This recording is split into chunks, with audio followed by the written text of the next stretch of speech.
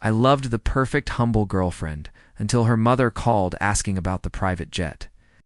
My poor bookstore clerk didn't exist. The truth. She was a $50 million heiress living a fake life to test if I could love her without her money.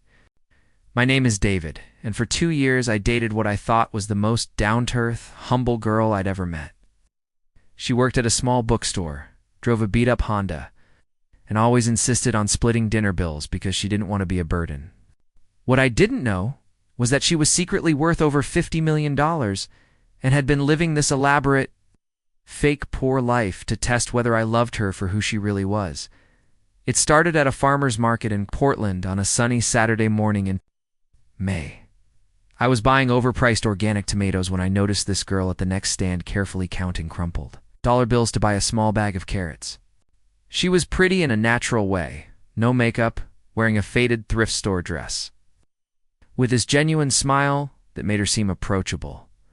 When she came up $1 short for the carrots, I automatically stepped in and covered it without thinking. She looked embarrassed, but grateful, insisting she'd pay me back somehow. "Don't worry about it," I said. "It's just $1. "No, really," she said, pulling out a small notepad from her purse. "I keep track of everything. What's your name? I'll find you next week and pay you back." Her name was Emma, and something about her earnestness charmed me completely. I was 29, working as a graphic designer for a mid-sized advertising agency. I was making decent money, but nothing spectacular.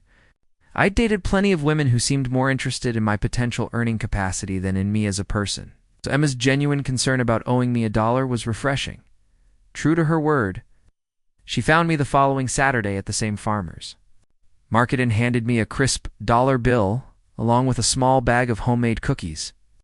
"Thank you again for helping me out," she said. "I baked these as interest on the loan." I asked her out for coffee right there. And when she suggested we go to a small cafe where she had a punch card for discounts, I found her practicality endearing.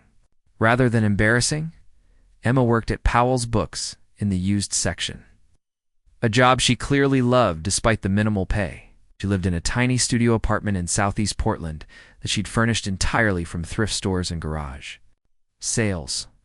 Everything about her lifestyle screamed struggling artist, but she seemed genuinely happy with her simple life. "I don't need much to be content," she told me on our third date as we walked through her neighborhood.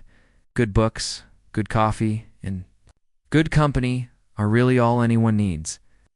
I fell for her philosophy as much as I fell for her. In a city full of people trying to impress each other with expensive restaurants and designer clothes, Emma's authenticity felt like discovering something rare and precious. Our relationship developed slowly and naturally. Emma was always conscious about money. She'd suggest free activities like hiking or visiting museums on free days, would only go to restaurants with happy hour specials, insisted on alternating who paid for dates, even though my portion often cost 3 times more than hers. "I know you make more money than I do," she said one evening after we'd been dating for about 4 months, "but I don't want this relationship to become unbalanced. I need to contribute equally, even if that means we do cheaper things sometimes." I respected her independence and found her financial consciousness actually helped me become more mindful about my own spending. We started cooking together more often, finding creative cheap date ideas. And I discovered I enjoyed our low-key lifestyle more than the expensive social scene I'd been part of before meeting her. Emma was also incredibly generous, despite having so little money. She'd spend hours making thoughtful handmade gifts, would surprise me with my favorite coffee when she knew I'd had a stressful week, and was always the first to offer help when friends needed something, even when it meant sacrificing something she wanted. After we'd been dating for about 8 months, I started noticing small things that didn't quite add up, but I dismissed them as coincidences or explained them away because I trusted Emma completely. She seemed to know a lot about expensive wines despite claiming she never drank anything that cost more than $10. When we'd walk past high-end stores, she'd occasionally make comments about the quality of items that suggested more familiarity than someone in her financial position should have had. Most puzzling was her family situation. Emma rarely talked about her parents, saying only that they lived back east and that she wasn't close to them. She never called them when I was around, claimed they didn't use social media, and seemed uncomfortable whenever I suggested we might visit them or that they might come to Portland. "We just don't have that kind of relationship," she'd say when I pressed. "Some families aren't close. I'm happier focusing on the life I'm building here." The other strange thing was her apartment lease. I'd offered to help her move to a better place we could afford together, but she always deflected, saying she had a special arrangement with her landlord. Didn't want to complicate things. About a year into our relationship, Emma started occasionally disappearing for weekends, claiming she was visiting college friends in Seattle or helping with family obligations. She'd be vague about the details and would return seeming slightly stressed, but would bounce back too. "Normal within a day or two? Is everything okay with your family?" I asked after one of these mysterious weekends. "It's complicated," she said. "It's just some ongoing issues I have to deal with sometimes. Nothing that affects us, I promise." I believed her because I wanted to believe her, and because everything else about our relationship felt so honest and genuine. Emma never lied about anything I could verify, was always where she said she'd be, and seemed to genuinely love the simple life we were building together. The truth started to unravel in the most mundane way possible. We'd been together for almost 2 years, and I was seriously considering proposing. I'd even started secretly saving for a ring, though I knew Emma would want something simple and inexpensive. One Tuesday evening, Emma was taking a shower in my apartment when her phone rang. She'd left it on my kitchen counter, and the caller ID showed Mom. I almost didn't answer, but something made me pick up, thinking it might be an emergency. "Emma, darling," said a woman's voice with a slight accent I couldn't place. "I just wanted to confirm your flight details for the board meeting on Thursday. The jet will pick you up at PDX at 2 p.m. I stood there holding the phone, completely confused. "I'm sorry. I think you have the wrong number," I said. There was a long pause. "Who is this?" the woman asked, her tone suddenly sharp. "This is David, Emma's boyfriend. Emma's in the shower right now." Another long pause. Then David, "Oh my God. Emma, what have you done?" Before I could ask what she meant, the woman hung up. I set the phone down, my mind racing. Board meeting? Private jet? Emma worked at a bookstore and could barely afford groceries half the time. When Emma came out of the bathroom, I told her about the call, watching her face carefully. For just a moment, she looked terrified, but then she forced a smile and laughed it off. "Oh, that's my cousin Emma," she said quickly. "She has the same name as me. Mom probably mixed up our numbers. She does that sometimes." It was a reasonable explanation. But something about Emma's body language made me doubt it for the first time since I'd known her. She seemed nervous for the rest of the evening, checking her phone repeatedly and seeming distracted. Over the next few days, I started paying closer attention to things I'd previously ignored. Emma's clothes, which I'd always assumed were thrift store finds, were actually very high quality when I looked at the labels. Her beat-up Honda was only 3 years old and had been meticulously maintained. Her tiny apartment was in one of the most expensive neighborhoods in Portland. Most telling was her behavior. Emma kept checking her phone obsessively and seemed to be having whispered conversations when she thought I wasn't listening. She canceled our weekend plans, claiming she had to work extra shifts at the bookstore. But when I stopped by to surprise her with lunch, her coworkers told me she hadn't been scheduled that day. The breaking point came the following week when I decided to do something I'd never done before. I followed her. Emma had told me she was going to help a friend move. Instead of driving to a residential area, she drove to PDX Airport. I watched from a distance as she parked in long-term parking and walked into the terminal carrying a small suitcase I'd never seen before. I sat in my car for 2 hours, completely confused and increasingly angry. When Emma came back, she was dressed completely differently in an expensive-looking business suit and high heels, looking like a different person entirely. That evening, I confronted her directly.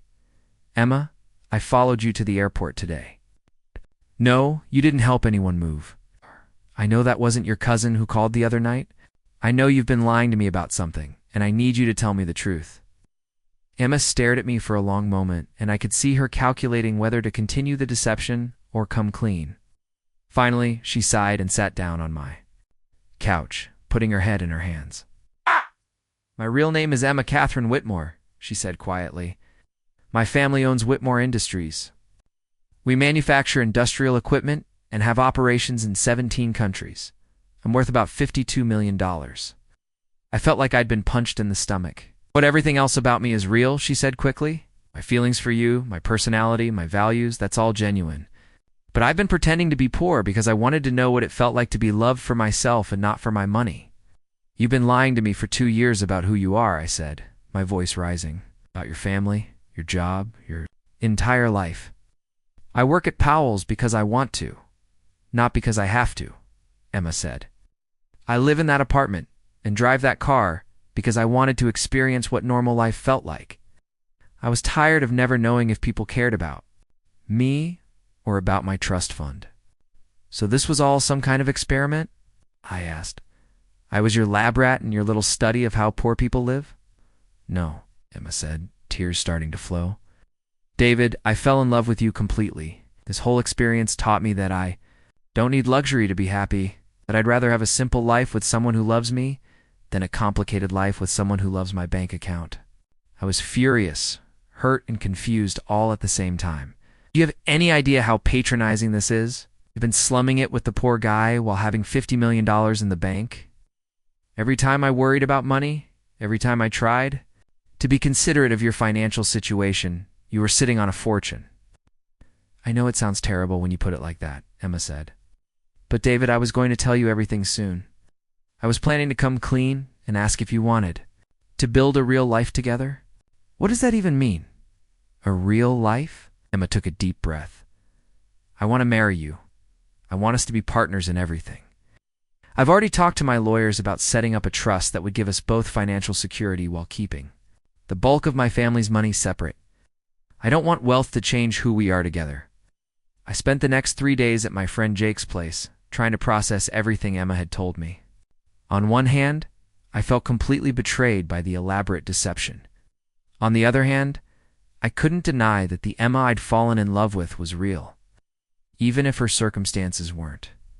Jake, who'd met Emma several times and liked her, offered a perspective I hadn't considered.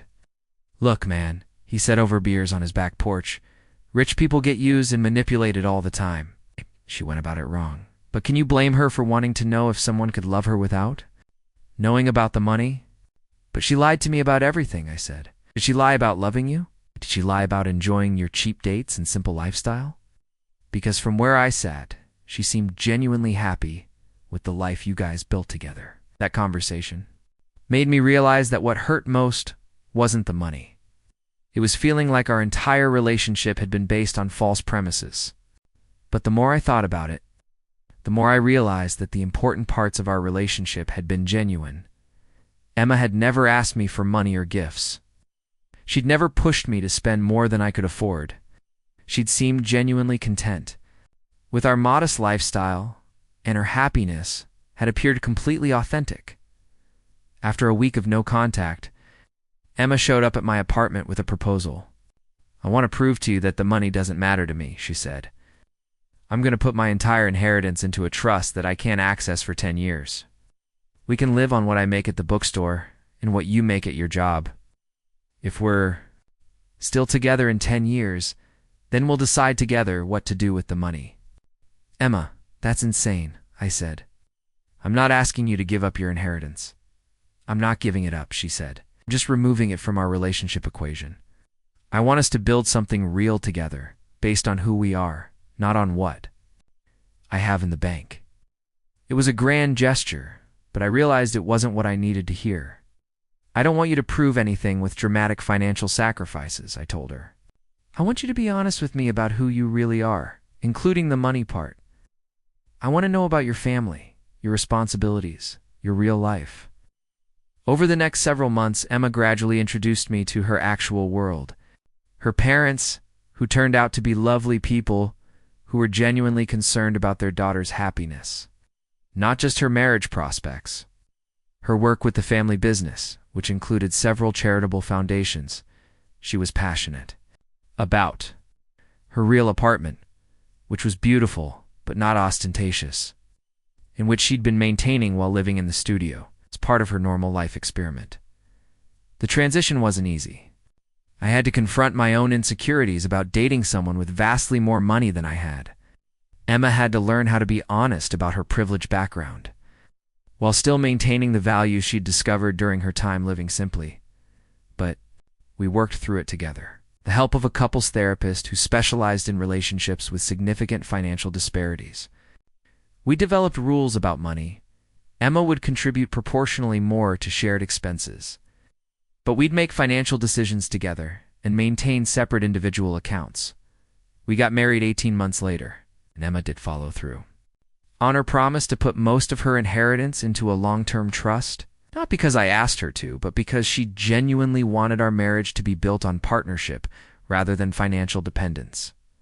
Today, 5 years later, we live in a nice but not extravagant house that we chose together. Emma still works at Powell's part-time because she loves it, and she also runs a nonprofit literacy program. I expanded my graphic design business and now do a lot of work for charitable organizations, some of which Emma's family foundation supports. We travel more than we did when Emma was pretending to be poor, and we don't worry about money the way we used to. But we've maintained the values we developed during those first 2 years together. We still cook at home most nights, still enjoy simple pleasures, still make decisions based on what will make us happy rather than what will impress other people. The biggest change is that our relationship is now based on complete honesty. Emma doesn't hide her wealthy background, but she also doesn't apologize for choosing to live more simply than she could afford. I don't hide my occasional insecurities about the financial disparity, but I also don't let those insecurities control our relationship. Looking back, I understand why Emma felt she needed to test whether someone could love her without knowing about her money. Rich people, especially women, get targeted by gold diggers all the time. She'd had several relationships that ended badly once her wealth became a factor.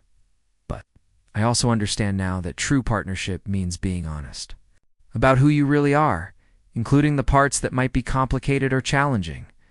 Emma's deception, even though it came from understandable motivations, almost destroyed something genuine because it was built on false premises. The woman who pretended to be poor to test my love ultimately taught me that real relationships require complete authenticity.